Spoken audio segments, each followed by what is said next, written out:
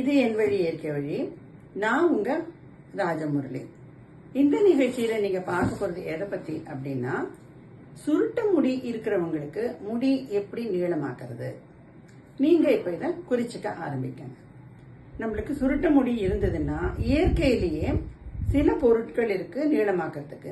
அது என்ன அப்படின்னா, செம்பருத்தி பூ, தட் இஸ் ஒத்த செம்பருத்தி பூ, வெந்தயம், தயிர், தேங்காய் பால், தேங்காய் எண்ணெய். இந்த 5 பொருட்களும் எப்படியும் உங்களுக்கு லெங்க்த்தை வரவழைக்கும். இதை எப்படி யூஸ் பண்ணலாம் அப்படிங்கறத மட்டும் இப்ப நீங்க பார்க்கலாம்.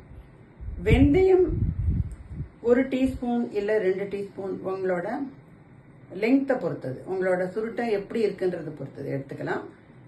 அதே மாதிரி 2 டீஸ்பூன் தயிர். இது ரெண்டையும் என்ன பண்ணணும்னா, முதல் நாள் நைட்டு நீங்க ஊற வச்சிருங்க. தயிரோட கொஞ்சம் சுடு நல்ல ஹாட் வாட்டரும் கொஞ்சம் சேர்த்துக்கோங்க ஊற வைக்கும்போது.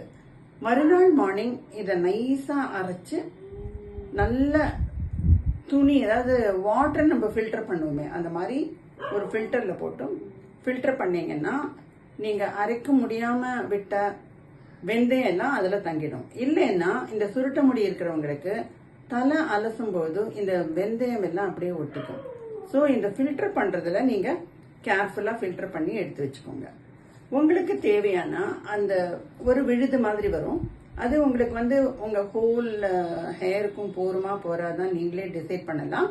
அப்படி போராதுன்னு உங்களுக்கு ஒரு தாட் இருந்ததுன்னா கூட தேங்காய் பால் கொஞ்சம் ரெடியா இருந்ததுன்னா அதை ஆட் பண்ணிக்கலாம். தண்ணியை ஆட் பண்ண கூடாது.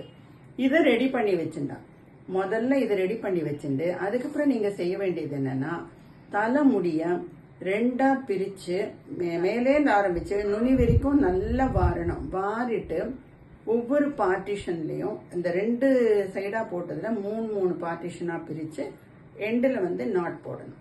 ஸோ ஒவ்வொரு சைட்லயும் 3 பார்ட்டிஷன் இருக்கும். நீங்க செய்ய வேண்டியது என்ன, இப்போ நீங்க செஞ்சு வச்சிருக்கிற வெந்தயத்தோட எசன்ஸ நீங்க மேலேந்து நல்லா தடவிண்டே ஒவ்வொரு பார்ட்டிஷன்லயும் எண்டு வரைக்கும் 2-3 தடவை கூட செய்யலாம். அந்த மாதிரி 6 பார்ட்டிஷன்ஸும் நீங்க செஞ்சுட்டு 10 மினிட்ஸ் அப்படியே விட்டுருங்க. விட்டுட்டு ஒரு வார்ம் வாட்டர்ல நீங்க வாஷ் பண்ணுங்க. வாஷ் பண்றதுக்கு முன்னாடி இந்த ரப்பர் பேண்ட் போட்டிருக்கீங்களோ எப்படி பண்ணிருக்கீங்களோ அந்த எண்ட்ல நீங்க போட்டிருக்கிறத எடுக்க வேண்டாம்.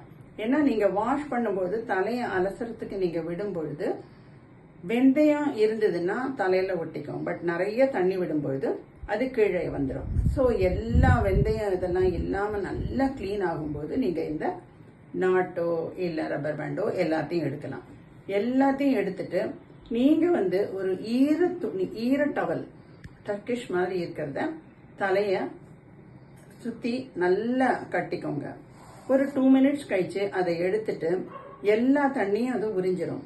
அப்போ நீங்க தலைய நல்ல சீப்பு எடுத்து இதே மாதிரி 3ஆ பார்ட்டிஷன் எப்படி போட்டீங்களோ அதே மாதிரி வாரி போட்டீங்கன்னா பார்க்கும்போது உங்களுக்கு அப்பவே கொஞ்சம் லெங்த் வரும்.